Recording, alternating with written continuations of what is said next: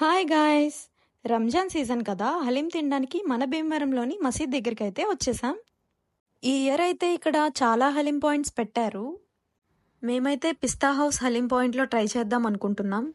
ఇక్కడ chicken and mutton haleems ఉన్నాయి. So మేమైతే మటన్ హలీం ట్రై చేద్దాం అనుకుంటున్నాం. సో ఫైనల్గా మన హలీం అయితే వచ్చేసింది.